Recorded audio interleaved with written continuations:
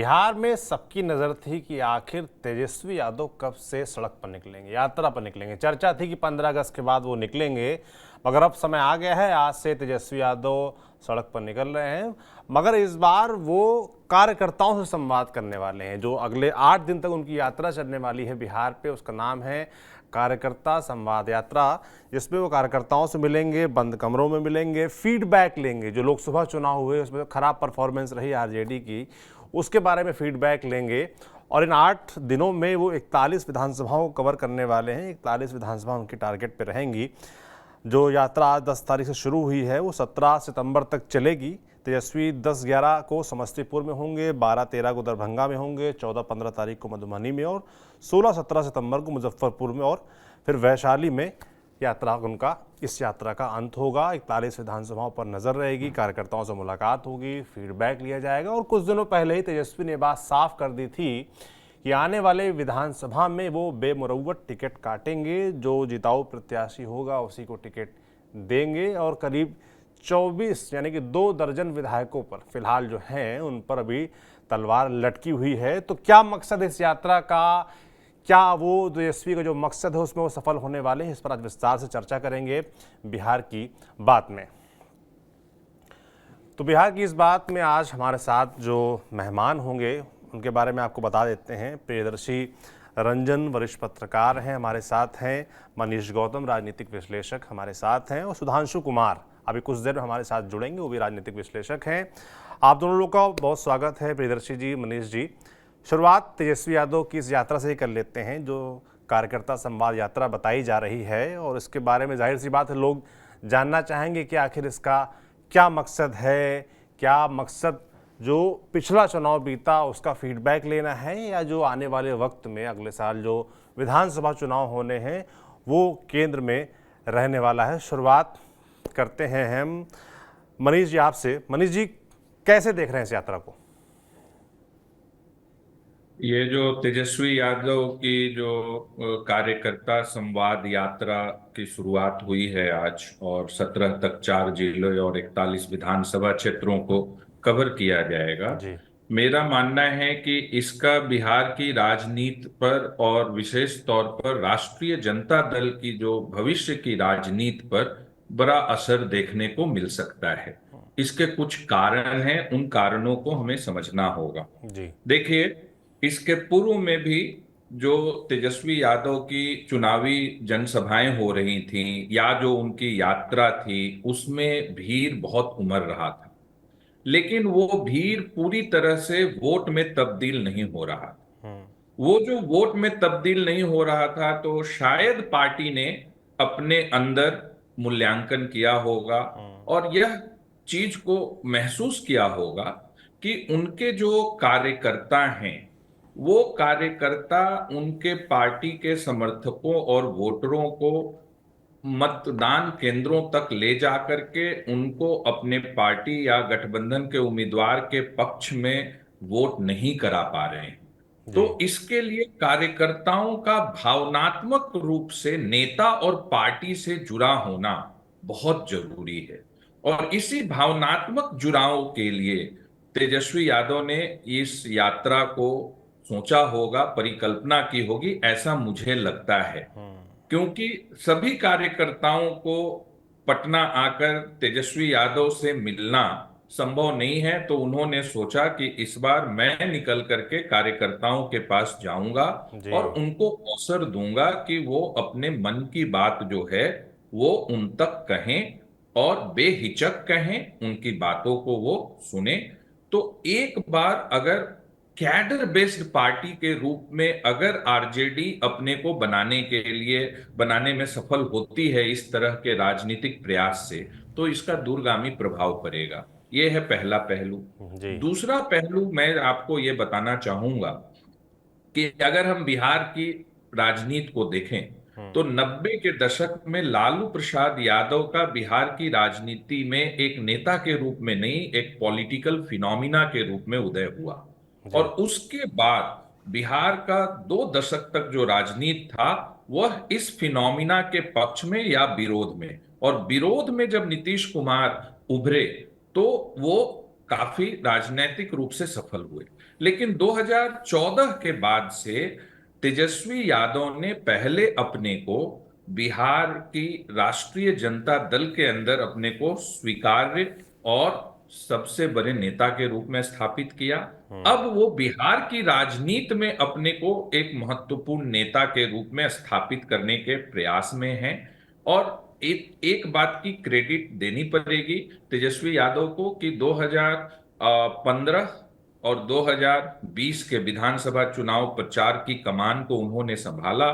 जी। और इन दोनों ही अवसरों पर उन्होंने राष्ट्रीय जनता दल को सबसे बड़े दल के रूप में उभारने में के साथ ही अपने को स्वीकार बनाया। और 2024 के लोकसभा चुनाव में भी पार्टी का जो प्रदर्शन था, जो उम्मीद थी पार्टी को, उस अनुरूप तो नहीं रही है, जी। लेकिन निश्चित तौर पर पिछली बार से बेहतर है। तो ये चूंकि बिहार की जो राजनीतिक वातावरण निर्मित हो रहा है, जिसमें हमें लग रहा है कि विधानसभा चुनाव अपने निर्धारित कार्यक्रम से पहले भी हो सकते हैं और जन स्वराज के रूप में एक नए पॉलिटिकल फोर्स का भी उदय हो रहा है। अब तीन धर्रों में बिहार की राजनीति भविष्य में जो है वो टकराएंगी, तो वैसे में हर धर्रे को अपने कैडर को री एनर्जाइज करने का, स्ट्रेंथन करने की आवश्यकता है और उसी में ये प्रयास है। बिल्कुल, आप कह रहे हैं कि प्रयास जो फिलहाल शुरू हुआ है उसके पीछे एक बड़ा कारण ये भी है कि चुनाव किसी भी वक्त हो सकते हैं, चुनाव जल्दी भी हो सकते हैं। प्रियदर्शी जी, आप चूँकि पत्रकार हैं, वरिष्ठ पत्रकार हैं, मैं जानना चाहता हूँ कि पटना में, बिहार में पत्रकारों के बीच इस यात्रा को लेकर क्या चर्चाएं हैं? क्योंकि चर्चा थी कि 15 अगस्त के बाद से यात्रा निकलेगी, उसके बाद वो यात्रा पोस्टपोन होते होते और अब ये यात्रा निकल के आएगी कार्यकर्ता संवाद यात्रा है, जनता के बीच नहीं जाने वाले हैं तेजस्वी। यादव इंतजार कर रहे थे नीतीश कुमार के कदम का। जी। अगर जिस तरीके से पिछले दिनों मुलाकात हुई है नीतीश कुमार और तेजस्वी यादव की, कहीं न कहीं बातें थी एक प्लेटफॉर्म पर फिर से आने की। वो अच्छा। बात अब नहीं बनी है। जो आप कह रहे थे कि 15 अगस्त के बाद से ही यात्रा निकालने की बात हो रही थी और रुकते रुकते अबे निकला है। तो इसमें जो रुकावट था वो यही था कि हो सकता है कि नीतीश कुमार और तेजस्वी यादव जो चाहते हो वो अब नहीं हुआ हो और अब तेजस्वी यादव यात्रा पर निकले हैं। मतलब आप दूसरी कह बात रहे मैं हैं ये कि आप कह रहे हैं कि तेजस्वी इंतजार कर रहे थे कि एक बार एक फाइनल बात हो जाए नीतीश कुमार से, उसके बाद किसी यात्रा पर निकलेंगे, फिर तय करेंगे कि आगे क्या बिल्कुल करना है। जी। बिल्कुल बिल्कुल। और अब वे इस मकसद से निकले हैं नीतीश कुमार को कहते हुए कि तुम्हें गैरों से कब फुर्सत, हम अपने गम से कब खाली, जी। बस बहुत हो चुका मिलना, न तुम खाली न हम खाली, चले जनता जी। के बीच फिर से 2025 के जनमत को तैयार करने के लिए। तो तेजस्वी उस मूड और मिजाज के साथ इस यात्रा को निकाल रहे हैं। दूसरी जी। महत्वपूर्ण बात मैं कहना चाहूंगा कि देखिए, जिस इलाके से ये यात्रा की शुरुआत, कार्यकर्ताओं के बीच जाने की जो शुरुआत तेजस्वी यादव ने की है, वो बहुत ही दिलचस्प है। चूंकि आप एक ग्राफिक्स के माध्यम से दिखा भी रहे हैं कि जी। मुजफ्फरपुर, समस्तीपुर, दरभंगा, जी। मधुबनी, इन इलाकों में राष्ट्रीय जनता दल का प्रदर्शन उम्मीद से कहीं खराब जी। है। जी, 5 लोकसभाएं लगभग हैं और पांचों में हारी है आरजेडी। हारी, आरजेडी हारी है।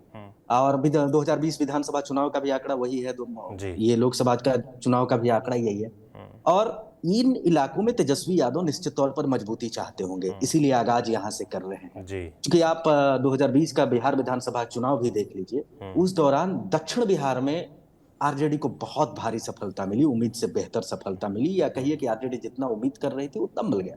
जी। लेकिन सरकार बनाते बनाते अगर आरजेडी चूक गई, महागठबंधन में चूक हुई है, तो उत्तर बिहार ने उस फासले को तय करवाया। जी। उत्तर बिहार से उम्मीद के अनुरूप महागठबंधन को सफलताएं नहीं मिली हैं, खास करके इस बेल्ट में, जो ये मिथिलांचल का जो इलाका है, समस्तीपुर, दरभंगा, मधुबनी, और आप इसमें अगर मुजफ्फरपुर को भी जोड़ देते हैं, तो इन इलाकों में बहुत ही खराब प्रदर्शन महागठबंधन का रहा। जी। तेजस्वी यादव की नजर होगी, तेजस्वी यादव चाह रहे हैं कि इस इलाके में घेरेबंदी की जाए, किलेबंदी की जाए, आरजेडी के पुराने जो कार्यकर्ता हैं उनको बूस्ट किया जाए और 2020 के वनिस्पत 2025 में बेहतरीन प्रदर्शन किया जाए। जी। क्योंकि देखिए जी, बिल्कुल, तेजस्वी तो यादव में जी निगाहें अगले, जी क्या कह रहे हैं? नहीं, बिल्कुल तेजस्वी यादव की कार्य क्षमता पर कोई शक नहीं है, लेकिन उनकी ये जो स्ट्रैटेजी है उस पर हमेशा सवाल उठते रहा है। और जी। इस बार वो स्ट्रैटेजिकली उन उन क्षेत्रों को चुन रहे हैं। मुझे तो लगता है कि उन्होंने पहले ही इसी मद्देनजर काम करना शुरू किया है कि जहां जहां मेरी कमजोरियां रही हैं पिछले चुनाव में उसको मजबूत किया जाए। बिल्कुल। सुधांशु जी, आपने सुना प्रियदर्शी जी ने दो महत्वपूर्ण बातें बोली। एक तो तेजस्वी इंतजार कर रहे थे कि नीतीश कुमार से एक फाइनल बातचीत हो जाए, उसके बाद यात्रा पर या आगे क्या करना है उसकी तैयारी की जाए, और उसके अलावा उन्होंने जब शुरुआत कर दी है अपनी यात्रा की, तो वो ध्यान में रखते हुए कि जो हमारा कमजोर क्षेत्र है वहां से शुरुआत की जाए। कैसे देख रहे हैं इस यात्रा को आप? हाँ, यात्रा दरअसल आपको याद होगा जब नीतीश जी पलटी मारकर बीजेपी की तरफ चले गए थे तो विधानसभा में तेजस्वी जी ने कहा था कि भाई हम और आप मिलकर एक यात्रा प्लान कर रहे थे। क्या होगा उस यात्रा का, आप याद करें विधानसभा में ये बयान तेजस्वी जी ने दिया जी, था। तो वो मुझे बयान लगता तो है कि काफी वो वायरल भी शायद हुआ अभी था, जिस तरीके से तेजस्वी ने उस पूरे जो हुआ था उसको डील किया था मौके को। जी, तो हो सकता है, मेरे पास ये वैसे कोई इसकी पुख्ता जानकारी नहीं है, लेकिन एक चीज जो हम लोग कल भी डिस्कस कर रहे थे कि एक प्रयास तो शायद हुआ है कि जो दो जेडीयू के दो लीडर और आरजेडी के एक लीडर की जो मीटिंग की चर्चा है, हो सकता है जी। कि उसमें चीजें कुछ हुई होंगी उस तरह से। लेकिन देखिए, एक चीज जो अभी प्रियदर्शनी जी ने कहा वो बहुत महत्वपूर्ण है। ये कोई मतलब यूं ही शुरू नहीं हो गई है यात्रा, और मुझे लगता है कि पूरा आरजेडी के जितने भी बड़े लीडरों ने बैठ के, क्योंकि पिछले आप देखेंगे 10-15 दिनों से आरजेडी मुख्यालय पर बहुत हलचल है। जी। आरजेडी के नेता तेजस्वी यादव ने पहले अपने एमएलए से मुलाकात की है, फिर एमपी से मुलाकात की है, और फिर कार्यकर्ताओं को भी, इवन जो डिस्ट्रिक्ट प्रेसिडेंट वगैरह होते होंगे, तो उन सबको पहले इन्होंने बुलाया है और खूब अच्छी प्लानिंग मुझे लग रही है करने के बाद इसकी जो है घोषणा की। और एक चीज और भी याद करिएगा, आज से 5-7 दिन पहले आरजेडी ने एक प्रदर्शन भी किया था पूरे बिहार के अंदर, जिसमें दो मुद्दे थे। एक तो जो मतलब आज के दिन में जो पूरे इंडिया अलायंस के लिए वो इम्पोर्टेंट, उसको लेकर इंडिया अलायंस चल रहा है, जैसे यूपी में पीडीए है और बिहार में जाति जनगणना, और फिर जाति जनगणना के आधार पर जो 65% आरक्षण हुआ और उसको 9वीं अनुसूची में डालने के लिए वो आंदोलन उन्होंने अभी एक प्रदर्शन किया है। तो मुझे ये लग रहा है कि आरजेडी जो है साल भर पहले से अपनी तैयारी उन्होंने शुरू कर दिया, क्योंकि उनको शायद एक अंदेशा हो रहा होगा कि अगर जेडीयू, एलजेपी और बीजेपी तीनों का कॉम्बिनेशन बना रहता है, तो जो लग रहा था कि 2020 में तो जेडीयू और नीतीश जी के नेतृत्व में सरकार बन गई, लेकिन हो सकता है संभवतः 2025 में तेजस्वी जी को ऐसा लगता होगा कि वो मुख्यमंत्री बन पाएंगे। तो शायद उनको ऐसी स्थिति लग रही हो कि ये संभावना शायद कहीं धूमिल ना हो जाए अगर ये तीनों रहते हैं। जी। तो जो उनके कमजोर पक्ष हैं, जिन जिन आप देखिए क्षेत्रों का जो चयन किया गया है, आपने भी दिखाया और हम लोगों भी, वो सारे वो क्षेत्र हैं जहां पर पिछली दफा इलेक्शन में अच्छा प्रदर्शन नहीं रहा, जी। इंक्लूडिंग लोकसभा भी और विधानसभा तो है ही, क्योंकि और इसकी बड़ी चर्चा उसमें भी हो रही थी 2020 में भी जब रिजल्ट आए थे, तो आरजेडी के अंदर और मीडिया में भी इस चीज की बहुत चर्चा हुई थी कि जहां से एक्सपेक्ट किया जा रहा था कि आरजेडी अच्छा परफॉर्म करेगी, जी। उन बेल्ट में आरजेडी का परफॉर्मेंस अप टू मार्क नहीं रहा।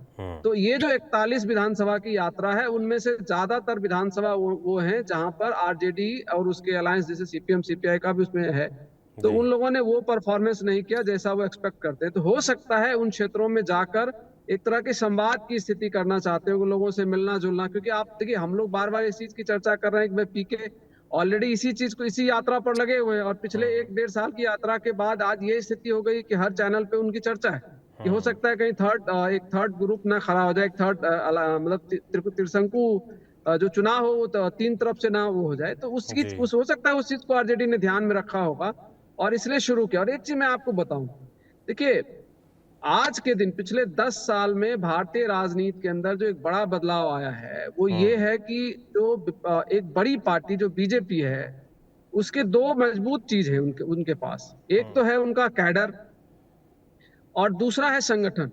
जी। कैडर विचारधारा के आधार पर बनाया गया कैडर है जो सपोर्टेड बाय आरएसएस, और दूसरी चीज है कि जो संगठन की बात है, बीजेपी का संगठन बिहार में आज से 10 साल पहले इतना मजबूत नहीं था जितना आज के दिन बीजेपी संगठन के स्तर पर भी बहुत ज्यादा बिहार के डिफरेंट जिलों में जो है मजबूती है। उसके अगर कंपैरिजन में आप जाओगे तो आरजेडी के पास उस तरह का संगठन नहीं है। अभी तक क्या होता था कि ठीक है जिसको टिकट दे दिया और उसकी अपनी एक वही उसी का वो जिला अध्यक्ष भी हैं और प्रखंड में भी उन्हीं की चल रही है, एक जो विधायक है वो अपने हिसाब से पूरा संगठन का मैनेजमेंट भी विधायक ही देखता था।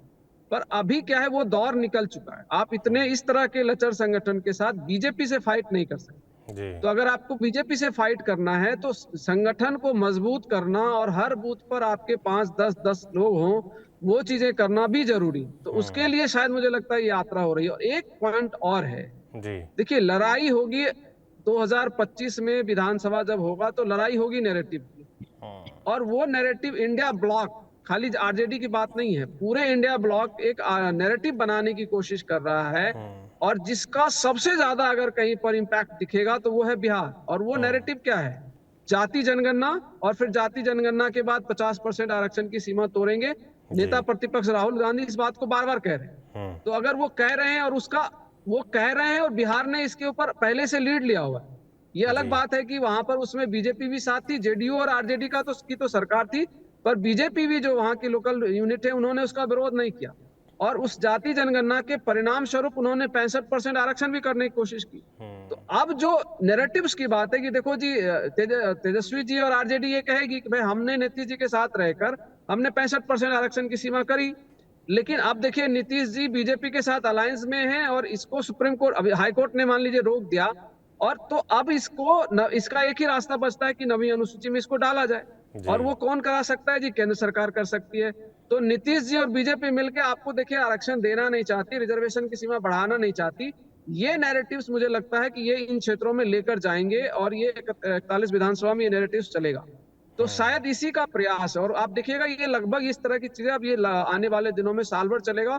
और मैं ऐसा एक्सपेक्ट कर रहा हूँ कि शायद इसके जेडीयू भी वैसा नहीं है कि बैठी रहेगी, वो भी कोई ना कोई, मुझे लगता है वहां से भी कोई प्लानिंग हम लोग को सुनाई पड़ेगी आने वाले। बिल्कुल बिल्कुल प्लानिंग होगी, प्लानिंग चल भी रही होगी। तेजस्वी यादव ने शुरुआत कर दी है और आप कह रहे हैं कि ज़्यादा जोर अभी सभी पार्टियों का, खासतौर पर तेजस्वी ने शुरू कर दिया, तो अपने नैरेटिव को जनता के बीच पहुंचाने का होगा कि जो भी उनका नैरेटिव है, चाहे वो जाति का जनगणना का मसला हो, आरक्षण का मसला हो, रोजगार का मसला हो, जिसको लेकर तेजस्वी बड़ा मुखर रहते हैं कि जब मैं था सरकार में तब रोजगार मिला, उससे पहले रोजगार नहीं मिल रहा था। तो लगातार उनकी तरफ से दावे किए जाते हैं। नीतीश कुमार कहते हैं कि नहीं, साइन तो आखिर मैं ही करता हूं, तो हमारी सरकार में वो रोजगार दिया गया। तो अपने अपने नैरेटिव हैं जो पेश किए जाएंगे जनता के सामने। मनीष जी, मैं समझना चाह रहा हूं कि जैसे कि हम उत्तर प्रदेश में देख रहे थे कि अखिलेश यादव भी लगातार मीटिंगें कर रहे हैं और अपने कार्यकर्ताओं को खासतौर पर इस चीज़ का जोर है कि फीडबैक तो जो लिया जाएगा लिया ही जाएगा और आने वाले चुनाव में जिसको टिकट दी जाएगी वो दी जाएगी, मगर तब तक आपको थोड़ा शांत रहना है, संयमित रहना है। आपका जो एग्रेशन है, गुस्सा है, वो कहीं सड़क पर नहीं आना चाहिए, भाषणों में नहीं आना चाहिए, भाषा में नहीं आना चाहिए। तो जो कार्यकर्ताओं से संवाद चल रहा है उसके बजाय मैं बात करना चाहता हूं कि कार्यकर्ताओं के संवाद के बारे में, कि उनका जो संवाद रहता है मीडिया से, सड़क पर जो सब जगह कैमरे हैं आजकल उनके सामने, उसको लेकर भी चिंता मुझे लगता है इस मीटिंग में होगी। मनीष जी। सौरभ जी, दो तीन बातों को आपने एक बहुत महत्वपूर्ण प्रश्न पूछा और सुधांशु जी की बात को थोड़ा मैं आगे बढ़ाना चाहता हूं जी। कि आज का जो हमारे देश की राजनीति है और बिहार की राजनीति है, उसमें पक्ष या विपक्ष कौन नैरेटिव सेट करता है और कौन उसको रिस्पॉन्ड करता है, इसके बड़े गहरे राजनीतिक प्रभाव पड़ रहे हैं। बिल्कुल बिल्कुल। और निश्चित तौर पर पिछले कुछ महीनों से नैरेटिव सेटर के रूप में तेजस्वी यादव उभर रहे हैं और नैरेटिव को रिस्पॉन्ड करती हुई नजर आ रही है जेडीयू और भारतीय जनता पार्टी। अभी हमने देखा कि किस तरह से एक छोटे से संकेत से नैरेटिव सेट कर दिया कि तेजस्वी यादव की एक औपचारिक मुलाकात होती है मुख्यमंत्री से, चूंकि नेता प्रतिपक्ष के रूप में कुछ महत्वपूर्ण नियुक्ति के लिए जो समिति है उसके वो सदस्य हैं, लेकिन उस बैठक से बाहर निकलकर आते हैं और कहते हैं कि हमारी मुख्यमंत्री से सेलेक्टिव इश्यूज पे चर्चा हुई। उसके बाद पत्रकारों ने इस मुद्दे को ऐसा लपका कि फिर से पलटने वाले जो न्यूज हैं वो इतने चलने लगे कि अंततोगत्वा भारतीय जनता पार्टी के राष्ट्रीय अध्यक्ष के समक्ष मुख्यमंत्री जी को अपना स्पष्टीकरण देना पड़ा। और स्पष्टीकरण के बाद फिर तेजस्वी ने उन पर हमला किया कि वो इस तरह के स्पष्टीकरण को पहले भी दे चुके हैं, उसके बाद भी पलटते हैं। ठीक है, तो आज की राजनीति में जो सबसे महत्वपूर्ण हो गया है कि कौन नैरेटिव सेट करता है, कौन रिस्पॉन्ड करता है। 2024 के लोकसभा चुनाव में हमने देखा कि इंडिया गठबंधन नैरेटिव सेट कर रहा था, एनडीए रिस्पॉन्ड कर रहा था, जिसके कारण जो है जो उनका 400 पार का नारा था उस तरह का परिणाम नहीं आ पाया। ये एक संकेत है, इन संकेतों को हमें समझना होगा। जी दूसरी जो आपकी बात है उसको मैं ये कहना चाहूंगा कि इस बार जो तेजस्वी यादव की यात्रा है, इसके दो चरण हैं और इसका दो तीन मकसद है, जो जी कि इन बिटवीन वर्ड से मैं सीख पाया या समझ पाया हूं, वो आपके माध्यम से आपके चैनल के दर्शकों तक मैं चाहता हूं कि पहुंचे। जी मुझे लग रहा है कि प्रथम चरण में ये कार्यकर्ता संवाद यात्रा है और नवंबर, दिसंबर, जनवरी में उन्होंने जनसभा को भी प्रस्तावित किया है। एक बार कार्यकर्ता और कैडर के साथ उनका संवाद हो जाए, उनको स्ट्रेंथन कर दें, और इसकी शुरुआत उन्होंने इन 4 जिलों से की है। आने वाले समय में अन्य जिलों के भी कार्यक्रम शायद सार्वजनिक करके बताएंगे। यह लग रहा है मुझे कि हर जिले में वो 1 से 1.5 दिन 2 दिन का समय देंगे जहां वो कार्यकर्ताओं से मिलेंगे। और जी इसमें जो सबसे महत्वपूर्ण चीज जो वो करेंगे कि लोकसभा चुनाव में जो हार हुई या अपेक्षित परिणाम नहीं आए, उसके क्या उत्तरदायी कारक हैं, उसको खोजने समझने का प्रयास होगा और उन कमियों को दूर किया जाएगा। और दूसरा जो सबसे महत्वपूर्ण है जी वो ये लग रहा है कि आ, बिहार सरकार का 15 साल का एंटी इनकम्बेंसी के साथ विधानसभा चुनाव होगा और साथ ही साथ केंद्र के 11-12 साल के एंटी इनकम्बेंसी के साथ चुनाव होगा। तो इन दोनों ही स्तरों पे जो सरकार है और जो सत्तारूढ़ गठबंधन है, उनकी कमियों और खामियों तक जनता तक पहुंचाने में कार्यकर्ताओं की बहुत बड़ी भूमिका होने वाली है। उसके लिए तेजस्वी यादव अपने कार्यकर्ताओं को प्रशिक्षित करेंगे और उस प्रशिक्षण में जो सबसे विशेष होगा कि संयमित भाषा। उन्होंने 2000 हमने हमने पहली बार देखा है कि इस तरह के कार्यक्रम के पहले एक दिशा निर्देश जारी किए गए हैं जी कि पोस्टर नहीं होंगे, बैनर नहीं होंगे, तोरण द्वार नहीं होंगे, गमछा नहीं होगा, सभा नहीं होगा, समारोह नहीं होगा, और जो विधायक और सांसद और अन्य जो प्रतिनिधि या पार्टी के, वो साधारण कार्यकर्ताओं को अपनी बात नेता के समक्ष रखने का अवसर देंगे। तो ये अपने आप में इशारा दे रहा है कि वो सीधे जुड़ाव करना चाहते हैं और वो चाहते हैं कि इनकी कार्यकर्ताओं से दिल का जुड़ाव, एक बार दिल का जुड़ाव कार्यकर्ताओं से नेता का हो जाता है तो नैरेटिव को जनता तक पहुंचाने में जिस तरह से सोशल मीडिया का एक अपना महत्व है, शायद सबसे प्रभावशाली महत्व होता है उत्साहित और जोशीले कैडर्स एंड कार्यकर्ता का। और जी इसी मकसद के साथ शायद लग रहा है कि इस यात्रा पे निकले हैं तेजस्वी। बिल्कुल बिल्कुल, आपने बड़ा आसान तरीके से समझाने का प्रयास किया कि कैसे एक बकायदा लेटर जारी हुआ है इस बार कि संयमित रहना है, भाषणबाजी नहीं होनी है, पोस्टरबाजी नहीं करनी है। प्रियदर्शी जी, आप इसको देख रहे हैं, समझ रहे होंगे कि भाई कैसे काडर को कंट्रोल में रहने के लिए कहा गया है इस बार। प्रियदर्शी जी हमारे साथ हैं? जी जी, तब जी प्रियदर्शी जी, आप मुझे सुन पा रहे हैं? जी मैं सुन पा रहा हूँ। क्या मेरा जी फ्रेम जी सही है क्या? जी हाँ, मैं कह हाँ रहा हूँ जी। कि जैसे हमने देखा भी, सुना अभी मनीष जी को कि उन्होंने बताया जी कि भाई बकायदा एक लेटर जारी किया गया है कि इस बार संयमित रहना है, भाषणबाजी नहीं करनी है, ज़बरदस्ती का जोश नहीं दिखाना है मीडिया के सामने, पोस्टरबाजी नहीं करनी है। तो इस पर बड़ा जोर है। ये जोर ना सिर्फ बिहार में तेजस्वी यादव के लिए दिख रहा है और उत्तर प्रदेश में अखिलेश यादव के लिए भी दिख रहा है कि वो भी अपने कार्यकर्ताओं को कंट्रोल में रखना चाहते हैं ताकि गलत मैसेज ना जाए। क्योंकि आप अगर पहले जाएंगे, पहले की सरकारों में जाएंगे, तो इन पर तमाम तरह की गुंडाराज और तमाम तरह के आरोप लगते रहे हैं। तो वो चाहते हैं कि हमारी पार्टी भी डिसिप्लिन में दिखे, हमारे कार्यकर्ता भी डिसिप्लिन में दिखें। इस पर जोर है। बिल्कुल, देखिए, अराजक कार्यकर्ता, अराजक समर्थक आरजेडी की बड़ी समस्या है। आप जो तेजस्वी यादव की जो राजनीति है, वो तमाम जो नैरेटिव सेट कर रहे हैं, बेरोजगारी का मुद्दा हो या 1.5 साल में 5 लाख रोजगार देने का मसला हो उनके द्वारा, या आरक्षण पर आज जिस तरीके से वे मुखर होकर के बोल रहे हैं, लेटरल एंट्री का मसला है, जातीय जनगणना का मसला है, लेकिन इन तमाम चीजों पर, तमाम बिंदुओं पर कोई चीज अगर भारी है तो वह है आरजेडी के अराजक कार्यकर्ताओं की सहभागिता। जी क्योंकि ये लोग तेजस्वी के पॉलिटिक्स को ग्रे शेड में डालते हैं, आरजेडी के पॉलिटिक्स को ग्रे शेड में डालते हैं।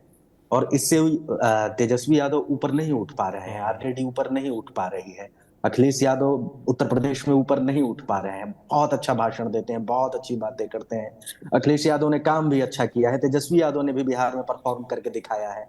लेकिन फिर क्या, उनके समर्थकों से दूसरों को डर लगता है। जब सरकार बनती है आरजेडी की बिहार में, ये उनकी या उनके समर्थन से किसी की सरकार बनती है, तो उसके बाद जो बिहार में स्थिति बनता है उनके समर्थकों के द्वारा, वो कहीं से भी बेहतर नहीं माना जाता है, उसको अच्छा नहीं माना जाता है। तो इस समस्या से निपटने की चुनौती कहीं ना कहीं तेजस्वी यादव को है। और तेजस्वी यादव आज चूंकि ज्यादा से ज्यादा लोग संगठन में मेच्योरिटी ला रहे हैं, तेजस्वी यादव भी चाहते हैं कि हमारे कार्यकर्ता मेच्योर हो, मेच्योर बिहेव करें, मीडिया से अच्छे तरीके से बात करें, जनता के बीच में अच्छे तरीके से अपनी बातों को पहुंचा पाए। इस लिहाज से ये कार्यकर्ता सम्मेलन उनके लिए बहुत महत्वपूर्ण है। एक फिल्म है गंगाजल, गंगाजल में एक कैरेक्टर है अजय देवगन का, जी, अमित कुमार करके एसपी का, और एक है बच्चा यादव, बच्चा यादव। तो बड़ा बच्चा यादव बड़ा ईमानदार रहता है। उसकी फाइलें जब देखी जाती है एसपी अमित कुमार के द्वारा, तो दो तरह की फाइलों को वो छांटता है। एक तरफ बहुत अच्छी अच्छी फाइलें जिस पर बहुत अच्छा परफॉर्मेंस रहता है बच्चा यादव का, दूसरी वो फाइलें रहती हैं साधु यादव की जिस पर कोई काम हुआ ही नहीं हुआ होता है बच्चा यादव के द्वारा। तो वही आरजेडी की स्थिति है, तेजस्वी यादव की स्थिति है कि एक तरफ तो बहुत अच्छे वायदे कर रहे हैं, बहुत अच्छा कार्य कर रहे हैं, जनता के बीच में जा रहे हैं। बिहार में कोई ऐसा नेता नहीं है जो तेजस्वी यादव से ज्यादा जनता के बीच में जाता हो। आज की तारीख में लोकसभा चुनाव के दौरान भी 57 दिनों में 251 सभाएं तेजस्वी यादव ने कर डाली।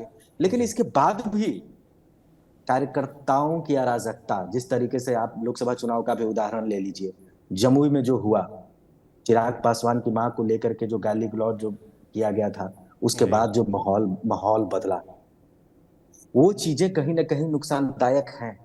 आप 2020 बिहार विधानसभा चुनाव को उठा करके देख लीजिए, उस दौरान भी दक्षिण भारत का जो 5 चरणों में जो विधानसभा चुनाव हुआ था, 2 चरणों में तेजस्वी यादव की पार्टी महागठबंधन बहुत बढ़िया फ्लो में काम कर रही थी। उनको मतदाता उनकी ओर अपना वोट दे रहे थे। लेकिन फिर क्या हुआ कि इन लोगों का अति आत्मविश्वास बढ़ा, कई ऐसे अनाप शनाप बयान आए, कार्यकर्ताओं का भी उदंड व्यवहार लोगों के बीच में आने लगा, जिससे राष्ट्रीय जनता दल को नुकसान हुआ, तेजस्वी यादव को नुकसान हुआ, महागठबंधन को नुकसान हुआ।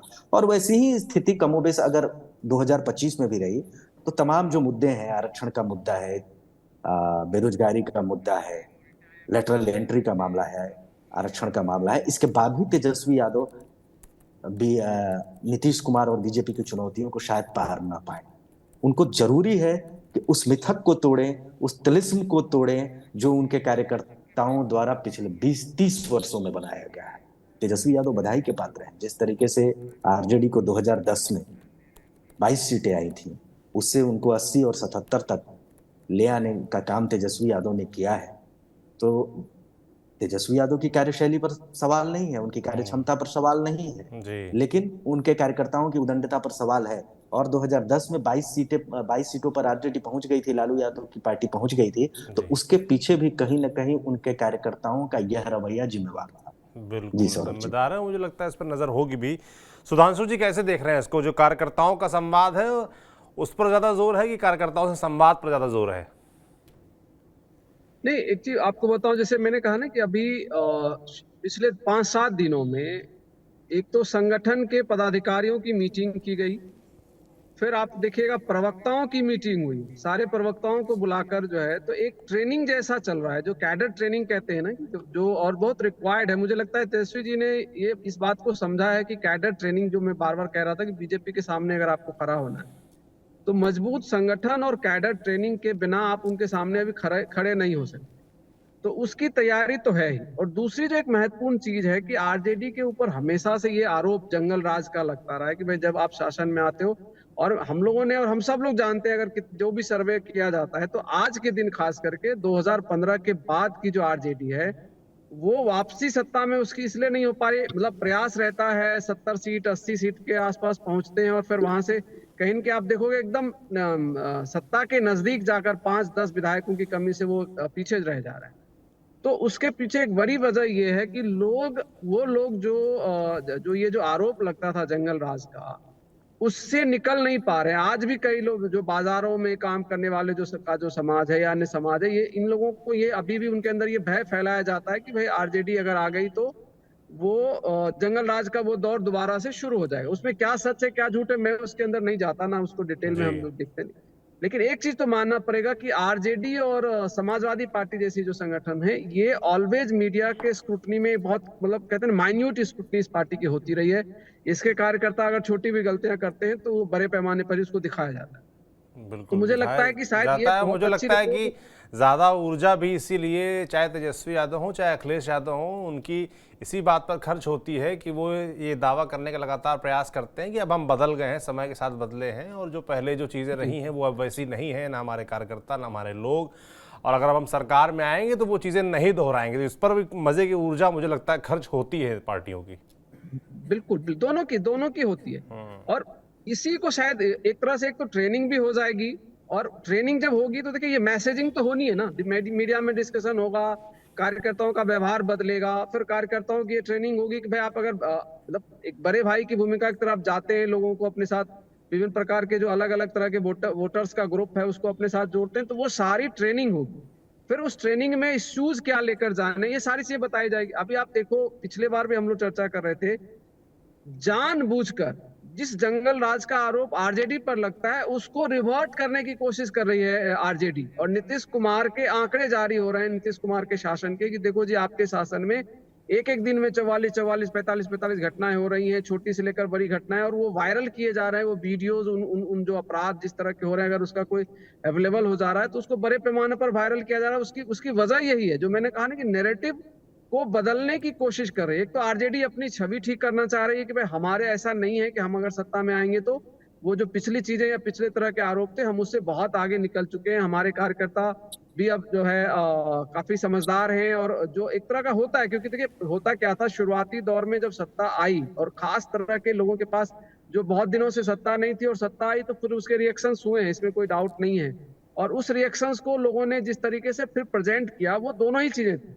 तो अब एक प्रयास वो है, दूसरा क्या है कि फिर जो आपका विपक्ष है, जो आपका प्रतिपक्ष है, उसके नैरेटिव्स में भी इंटर करना है कि भाई देखो जो आप हमारे ऊपर आरोप लगता है आरजेडी के ऊपर कि हम जंगल राज हो जाता है हमारे समय में, वो तो अभी दिख रहा है जी। विभिन्न प्रकार की घटनाएं, भ्रष्टाचार के वो सारे नमूने, पुल गिर गया, लगातार पिछले दिनों जी, जो अभी पुल गिरा हाल तो में एक उसका लगातार बीजेपी ट्वीट कार्यकर्ता करते थे। की हत्या भी हुई पटना में, उसको लेकर भी देखिए तेजस्वी यादव ने लगातार ट्वीट किया, और लॉ एंड ऑर्डर से जुड़ा कोई भी मुद्दा होता है तो तेजस्वी उस पर एग्रेसिव रहते हैं, उसमें साफ तौर मुखर एग्रेसिव होकर रहते बोलते हैं, हैं, इनका भ्रष्टाचार ट्वीट वाला भी, आता है।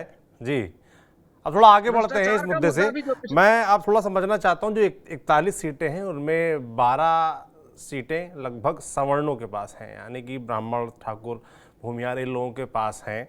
और जो हमने चाहे उत्तर प्रदेश हो तो वहाँ पे एमवाई के अलावा पीडीए का नारा सुना अखिलेश यादव से, और बिहार में हमने सुना एमवाई के अलावा माई बाप, यानी कि जो बहुजन हैं, आधी आबादी हैं, अगड़े हैं और पुअर, गरीब, ये नारा एक दिया तेजस्वी यादव ने। तो जब ये 41 सीटों की जहां उनका अगले 8 दिन दौरा चलने वाला है उसको देखें मनीष जी, तो यहाँ पर 12 सीटें जो हैं वो सवर्णों के हाथ में है। तो क्या यहाँ पर टारगेट में अगड़े भी रहेंगे तेजस्वी के? निश्चित तौर पर आप ये माई बाप का जो नारा था वही नहीं, उसके पहले उन्होंने A to Z की पार्टी का भी नारा दिया था, और अब अपने को एक युवा नेता के रूप में, एक प्रोग्रेसिव पॉलिटिशियन के रूप में एक अपनी छवि निर्मित करना चाहते हैं। लेकिन वो भली भांति वाकिफ हैं कि बिहार की राजनीति में जाति और जाति जनसंख्या का महत्व, और वो जाति जनसंख्या का महत्व, किसी जाति का प्रभाव का महत्व, हो सकता है संख्या कम हो लेकिन प्रभाव ज्यादा हो। तो एक परिपक्व नेता के रूप में ये सारी बातें उनके दिमाग में है, और उसको वो निश्चित तौर पर प्रतिबिंबित भी होगा जब वो टिकट का बंटवारा करेंगे। लेकिन इसको और बेहतर तरीके से समझने और जानने के लिए इस कार्यकर्ता संवाद में ये भी एक उनका अघोषित मुद्दा है कि कहां पर, किस विधानसभा क्षेत्र में किस जाति का क्या प्रभाव है, उसमें कौन से कार्यकर्ता हैं जो वोट दिला पाने में सक्षम हैं। तो ये भी मूल्यांकन होगा, एक टीम होगी उनके साथ, जो मुझे लगता है, क्योंकि इस चीज को कोई नकार नहीं सकता है कि बिहार की राजनीति में जाति आधारित राजनीति और जी कुछ जाति का प्रभाव का आप नजरअंदाज नहीं कर सकते हैं। बिल्कुल नज़रअंदाज नहीं कर सकते हैं। प्रियदर्शी जी, आप कैसे देख रहे हैं इसको, जो माई बाप का नारा दिया और नए वर्गों को जोड़ने का प्रयास लगातार जारी है तेजस्वी यादव की तरफ से, और फिलहाल जो उनकी राजनीति है, चाहे वो जातिगत जनगणना की बात हो, चाहे आरक्षण को हो लेकर हो, और इस बीच 41 सीटों में जब 12 सवर्ण विधायक हैं तो वहाँ पर अपना ध्यान केंद्रित करते हुए शायद वो अगड़ों को भी लुभाने का प्रयास करेंगे, तो क्या मकसद, क्या एजेंडा रहने वाला है उसको लेकर? देखिए, बिहार में दो धुरी है, राजनीति की दो धुरी है, अगड़ों और पिछड़ों की। तेजस्वी यादव भले ही बात अगर करते हो ए टू जेड की, माई बाप की, लेकिन उसे अमली जामा पहनाने में भी अभी तक कामयाब नहीं है। और मुझे नहीं लगता है कि भविष्य में उनकी निगाहें अगड़ी अगड़े लोगों को चुनाव लड़ाने पर है। उनके पास उम्मीदवार भी नहीं है। अगर अगड़ों की बात होगी तो उनके पास वैसे उम्मीदवार भी नहीं है। उनको आयात करना पड़ेगा, वे आयातित कितने परफॉर्म कर पाएंगे पता नहीं। और दूसरी बात यह है कि अगड़ों पर इनकी अगड़े उम्मीदवार अगर उतारे भी जाते हैं तो इनका वोट उनके लिए ट्रांसफर नहीं होता है। लोकसभा चुनाव के दौरान आपने देखा होगा, भागलपुर सीट, वैशाली सीट और महाराजगंज, 3 का उदाहरण आप ले लीजिए। इन तीनों सीटों पर लाख वोट के अंतर से हार जीत का फासला रहा। लेकिन अगर ये फासला कम हो सकता था या महागठबंधन की जीत भी हो सकती थी, आरजेडी के कार्यकर्ता अगर एग्रेसिव होकर के उन तीनों सीटों पर जो स्वर्ण उम्मीदवार थे आरजेडी की ओर से और कांग्रेस की ओर से, उनको वोट दिया होता, तो मुझे ऐसा लगता नहीं। हाँ, ये बात कहने के लिए है कि ए टू जेड की पार्टी है, राज्यसभा में भेजना हो तो किसी जो चंदा होता है उसके मार्फत राज्यसभा में अगड़ों को भेज दिया जाता है या भेजा जाएगा। लेकिन एक मनोज झा है, मनोज झा सिपह सलाहकार हैं। पूरी राजनीति, तेजस्वी की पूरी राजनीति आज मनोज झा ही तय कर रहे हैं, जो सवर्ण तबके से हैं। लेकिन मनोज झा भी किसी सवर्ण को टिकट दिलवा देंगे तेजस्वी यादव की पार्टी से, यह कहना बहुत ही मुश्किल है। तेजस्वी यादव, आप देखेंगे जब चुनाव की बात, टिकट देने की बात आएगी तो बात वहां पर अगड़ों पिछड़ों का ही चयन होगा। और जो पोलराइजेशन होगा, आज भी जो पोलराइजेशन की बात होगी, तो पोलराइजेशन तो अगड़ों और पिछड़ों को लेकर के ही होगी। दरभंगा, समस्तीपुर, मधुबनी, मुजफ्फरपुर, इन तमाम क्षेत्रों में भले ही 12 सीटें सवर्णों के पास हों, लेकिन आरजेडी वहां पर पिछड़ा उम्मीदवार ही देगी और पिछड़ा बनाम अगड़ा की ही लड़ाई खड़ा करना चाहेगी आरजेडी। और ये कोशिश भी हो रही है। आरक्षण का जो मसला है उसको, उसकी आग को हवा आरजेडी क्यों दे रही है? कारण तो यही है कि बिहार में पोलराइजेशन हो, फिर से अगड़ा और पिछड़े का 90 के दशक की राजनीति को फिर से उभारा जाए। तेजस्वी यादव इसमें कामयाब भी हुए हैं और उस कामयाबी को कैरी फॉरवर्ड भी वे करना चाहेंगे। बिल्कुल। कुछ लोग हैं, कुछ नेता हैं जिनको संतुष्ट आरजेडी करती है दिखावे के लिए कि देखिए, या हर पार्टी में जो कोर वोट बैंक होता है उसको समेट करके रखने की राजनीति होती है। जनता दल यूनाइटेड हो, भारतीय जनता पार्टी हो, कोई भी हो, वो अपने हार्डकोर वोट बैंक को क्यों नाराज करना चाहेगी? अगर तेजस्वी यादव सवर्णों पर दाव लगाना शुरू कर देंगे तो पिछड़ों का क्या होगा? जो पिछड़े तेजस्वी यादव की राजनीति को इतने दिनों से सींचते आए हैं, उनका क्या होगा? भारतीय जनता पार्टी, बिहार में भारतीय जनता पार्टी की तो चूक यही है कि जो उसका हार्डकोर वोट बैंक है उसको नजरअंदाज करके भारतीय जनता पार्टी आयातित लोगों को ज्यादा बड़ा मौका देती है। मेन एक्सट्रीम पॉलिटिक्स में भारतीय जनता पार्टी ने आयातित नेताओं पर जो भरोसा जताया है उसका दुष्परिणाम बिहार में देखने को उसको मिलता है। तो आरजेडी तो वैसी गलती नहीं करने वाली है, मुझे नहीं लगता। आप कह रहे हैं कि आरजेडी जो साफ तौर पर उसकी अस्तित्व वाली बात है कि भाई राजनीति ऐसी है कि अगड़ा बनाम पिछड़ा, तो उसमें वो कोई प्रयोग नहीं करना चाहिए। सुधांशु जी, कैसे देख रहे हैं इसको? नहीं, देखिए, प्रयोग तो किया गया, ऐसा नहीं है। लोकसभा में भी हुआ है और पिछले विधानसभा में भी हुआ। ए टू जेड का जब नारा लेकर आए थे, और दो चीजें और है। ए टू जेड के साथ उन्होंने ये भी कहा था कि सामाजिक न्याय तो हुआ ही है, अब हमको आर्थिक न्याय के ऊपर काम। ये नारा भी आरजेडी ने पिछले चुनाव में दिया है। और एक चीज समझिए, जो नौकरी का मामला है वो 5 लाख नौकरी देकर, जो उन्होंने 10 लाख वादा किया, जब उनको 17 महीने का मौका मिला तो उन्होंने दिखा दिया, 5 लाख नौकरी देकर दिखा दिया। जो नीतीश जी मतलब जिस तरह की भाषा का इस्तेमाल कर रहे थे कि ये पैसा कहाँ से लाएगा, उसी नीतीश जी की सरकार में साथ रह के उन्होंने दिखाया। तो वो जो नौकरियों का मामला है उसी, और ये जो भीड़ दिखती थी तेजस्वी जी की विधानसभा सभाओं में, तो वो ज्यादातर युवा वही थे जिनको सरकारी नौकरी चाहिए। और हम सब जानते हैं कि बिहार जैसे प्रदेश में सरकारी नौकरी के का क्या मायने और मतलब एक सामान्य नौकरी नहीं है। सरकारी नौकरी मिलने का मतलब वहां पर लोग समझते हैं जैसे स्वर्ग मिल गया हो। तो वो उन्होंने प्रूफ करके दिखाया, और वो एक एजेंडा है जिसके ऊपर तेजस्वी जी जो है A to Z का जो उनका नारा है उसकी तरफ ले जा सकते हैं। और उसके साथ ये जो बाप का आया था, माई के अलावा बाप का भी है। और दूसरा जो अभी हम लोग चर्चा कर रहे थे कि लॉ एंड ऑर्डर, जी। लॉ एंड ऑर्डर भी एक ऐसा इशू है जो उसमें किसी कास्ट क्रीड का केवल मामला नहीं रहने वाला। लॉ एंड ऑर्डर तो सबको प्रभावित करता है, वो जाति देखकर तो लॉ एंड ऑर्डर नहीं बिगड़ता ना। जिसको अगर कोई डकैती हो रही है, चोरी हो रही है, अन्य चीजें, बलात्कार की भी कई घटनाएं आई, भ्रष्टाचार हो रहा है जो बड़े पैमाने पर दिखा, तो वो सारी चीजें हैं जो जिससे आप कॉमन मतलब लोगों को जोड़ सकते हैं। लेकिन जो मेरी समझ है कि अंतिम रूप से जो आरजेडी पूरा अपने चुनाव का जो नैरेटिव्स तैयार करेगी, वो बेसिकली अगर किसी मुद्दे पर होगा तो वो जाति जनगणना है, आरक्षण की सीमा जो उन्होंने बढ़ाया वो है। और एक चीज आप याद करिए तो तेजस्वी जी बार बार नीतीश जी के लिए एक चीज कहते थे कि नीतीश जी अब थक गए। नीतीश जी के पास बिहार को आगे ले जाने का नया आइडिया नहीं है। नीतीश जी जब आए थे, ठीक है, उन्होंने सुशासन बाबू के रूप में बहुत काम किया, लेकिन आज के दिन उनके उनके उनके प्रशासन में वो सुशासन दिखता नहीं। तो मुझे लगता है कि एक जो ये मेजर नैरेटिव्स होगा जिसको लेकर आरजेडी चुनाव में जाएगी, और उसके साथ जो अलायंस के लोग हैं वो भी वहां पर ये होते। एक चीज और इसमें जो समझने की बात है, देखिए जी। बिहार और उत्तर प्रदेश में एक फर्क है।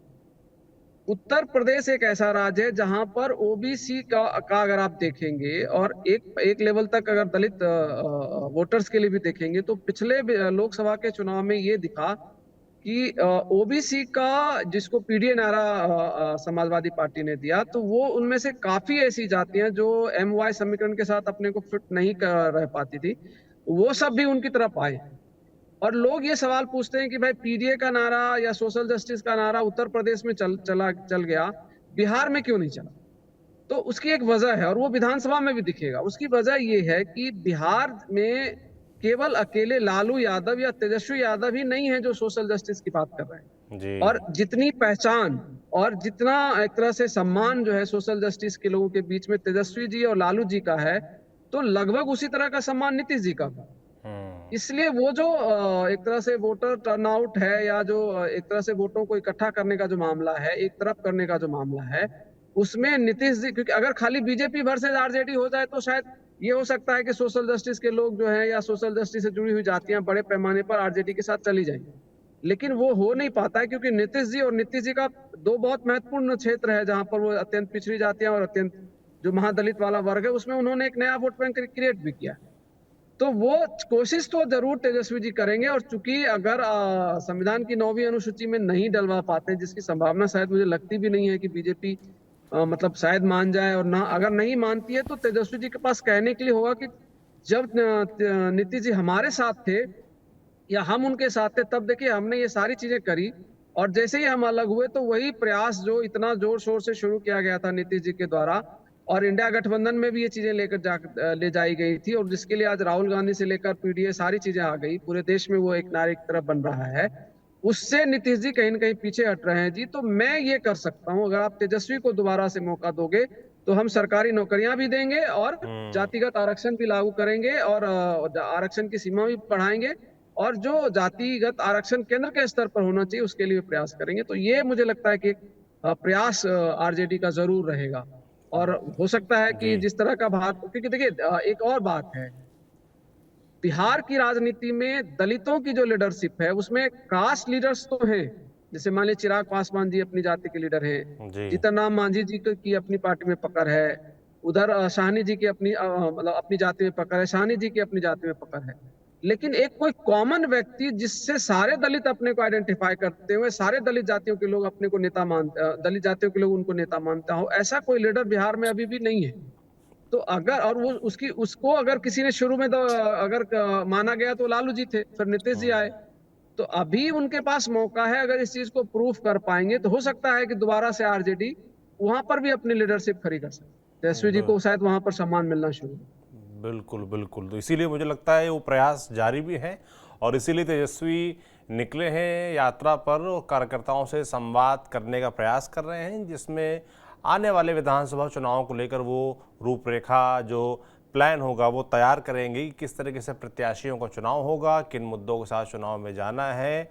संवाद जो कार्यकर्ताओं का है वो जनता और मीडिया के प्रति कैसा रहने वाला है, सब पर चर्चा होगी। जो भी अपडेट्स हम तक आएंगे आप तक हम पहुंचाएंगे। प्रियदर्शी जी, सुधांशु जी, मनीष जी, आप तीनों लोगों का बहुत बहुत धन्यवाद। हम फिर जुड़ेंगे जल्द। बाकी बिहार में सबकी नज़र इस यात्रा पर रहने वाली है, तेजस्वी यादव की यात्रा जो अगले 8 दिन तक चलने वाली है। इसमें क्या कुछ निकल कर आता है, क्या मुद्दे रहते हैं कार्यकर्ताओं से, क्या कुछ कहा जाता है 2025 के विधानसभा चुनाव के मद्देनज़र हमारी नज़र लगातार उस पर बनी रहेगी। जो भी आएगा हमारे सामने इनसाइट्स मीटिंग के अंदर आप तक हम ज़रूर पहुँचाएंगे। आप देखते रहिए TV9 बिहार झारखंड। शुक्रिया।